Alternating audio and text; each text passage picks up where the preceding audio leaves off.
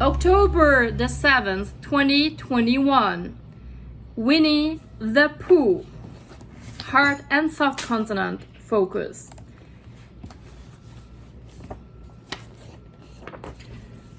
Oh, well then, I'll be going on. Goodbye. Well, goodbye, if you're sure you won't have any more.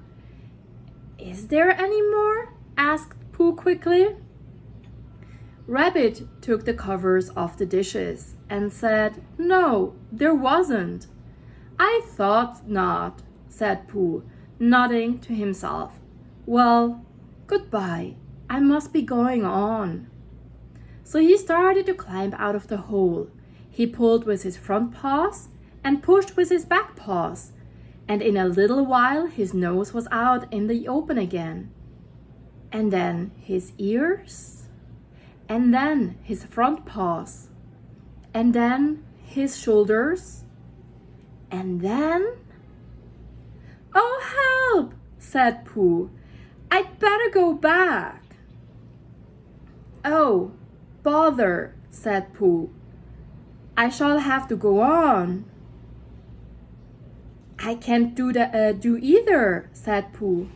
"Oh, help and bother." Now by this time, Rabbit wanted to go for a walk too, and finding the front door full, he went out by the back door and came round to Pooh and looked at him.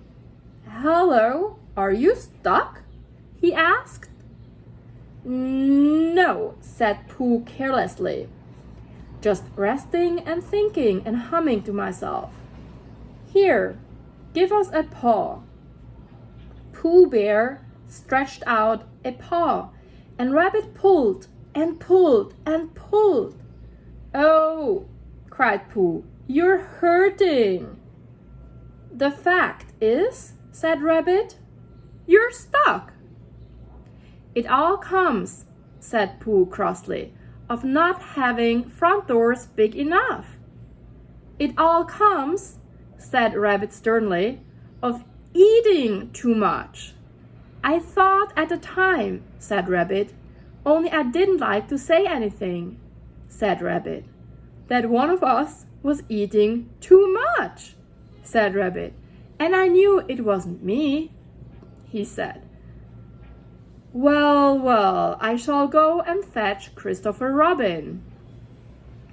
Christopher Robin lived at the other end of the forest, and when he came back with Rabbit and saw the front half of Pooh, he said, "Silly old bear," in such a loving voice that everybody felt quite hopeful again.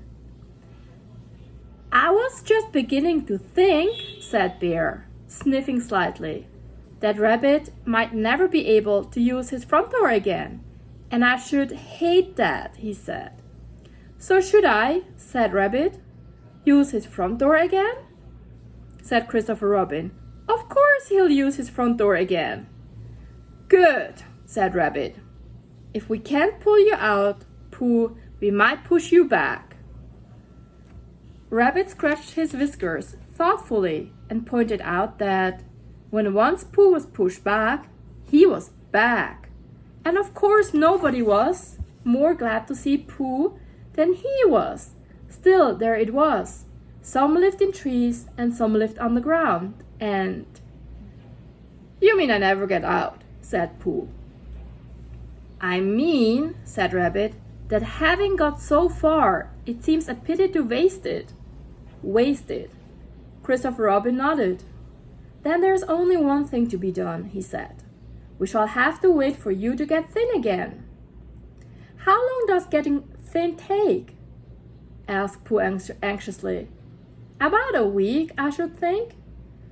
"But I can't stay here for a week." "You can stay here all right, silly old bear. It's getting you out which is so difficult." "We'll reach to you," said Rabbit cheerfully, "and I hope it won't snow," he added. "And I say, old fellow, you're taking up a good deal of room in my house. Do you mind if I use your back legs as a towel horse?" "Because, I mean, there they are, doing nothing, and it would be very convenient just to hang the towels on them. A week? Said Pooh gloomily. What about meals? I'm afraid no meals, said Christopher Robin, because of getting thin quicker. But we will read to you. Bear began to sigh, and then found he couldn't, because he was so tightly stuck. And a tear rolled down his eyes as he said, Then would you read a sustaining book, such as would help and comfort a wedged bear in great tightness? Then would you read a sustaining book, such as would help and comfort a wedged bear in a great tightness? So for a week, Christopher Robin read that sort of book at the north end of Pooh. And Rabbit hung his washing on the south end. And in between, Bear felt himself getting slender and slender. And at the end of the week, Christopher Robin said, Now!